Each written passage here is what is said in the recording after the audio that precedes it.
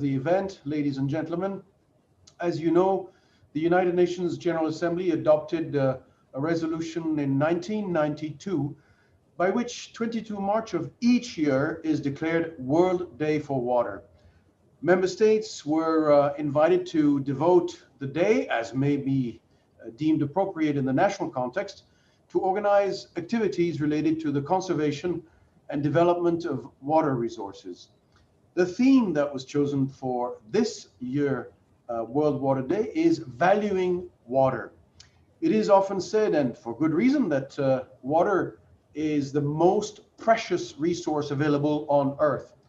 In fact, even when we visit other planets like Mars recently, the first thing that we look for is the availability of water.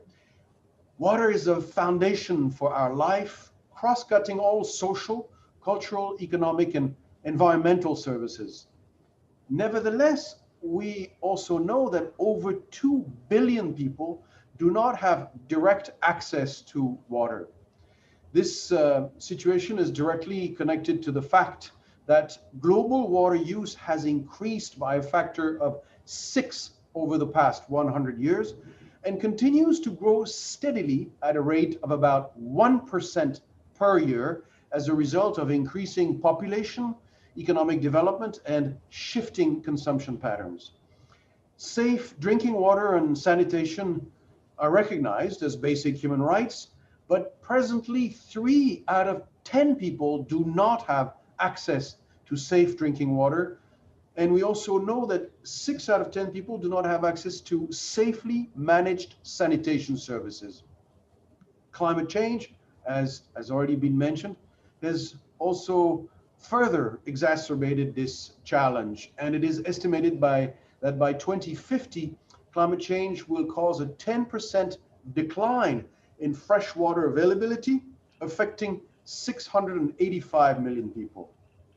Many actors and international organizations are mobilized. UNESCO, for one, has been working more specifically towards building the scientific knowledge base to help countries manage their water resources in a sustainable way.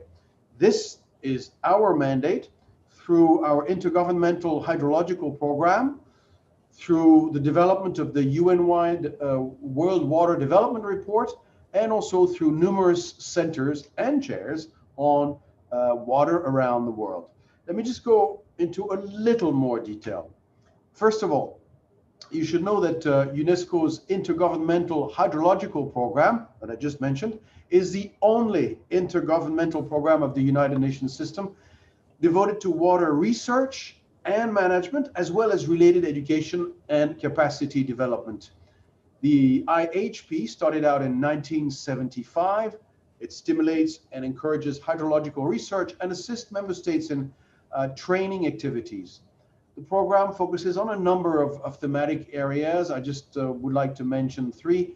Water-related disasters, quite important, I know, in Kerala. Groundwater and a changing environment, and water education.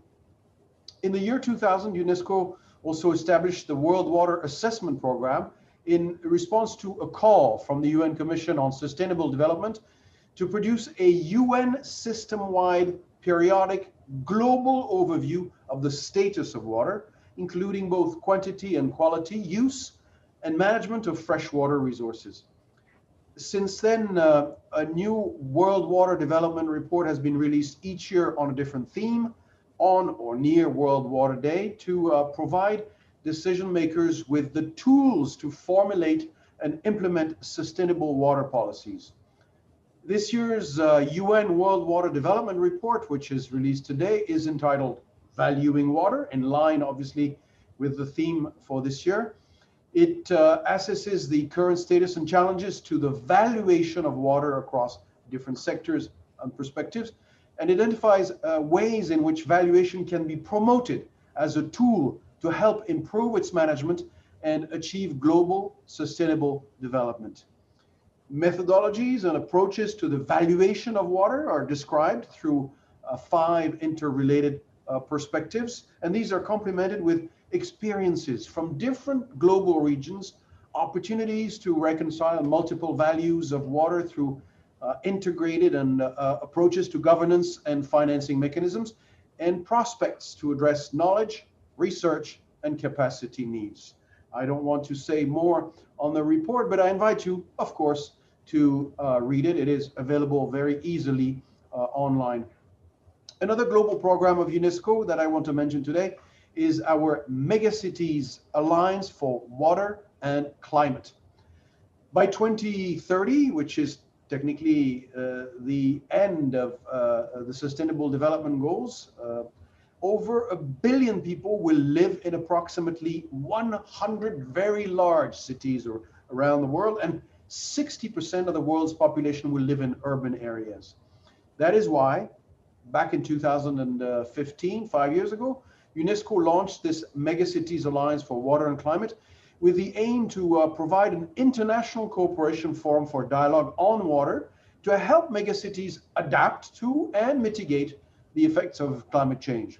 It involves pretty much all stakeholders in the water sector, national and local governance leaders, civil society representatives, researchers, urban planners, decision makers, and much more, providing a forum in which they can learn from each other's experience, exchange best practices, but also collaborate with technical, academic, and financial institutions, and also design and implement individual responses to the challenges of climate change and urban growth.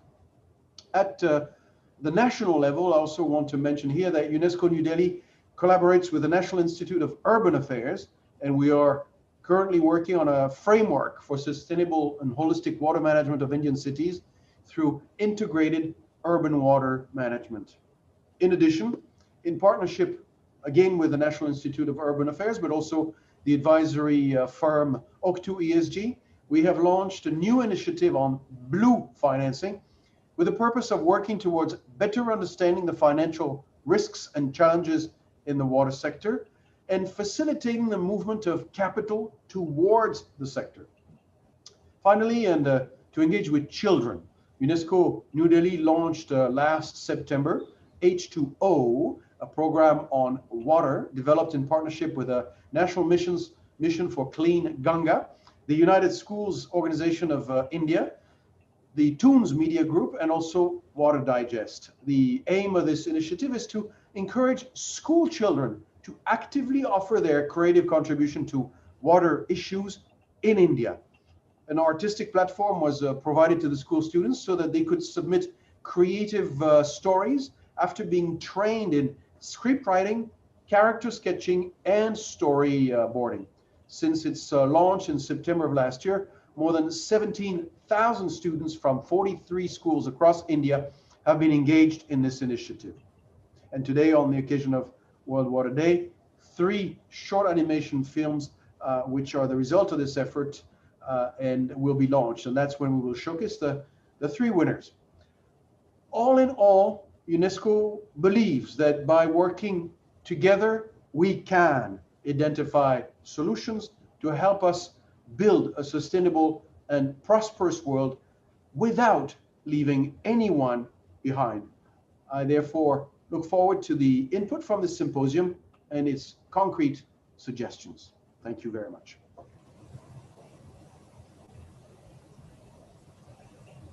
Thank you very much, Mr. Eric Falk. It was very detailed and in-depth description of the global and local scale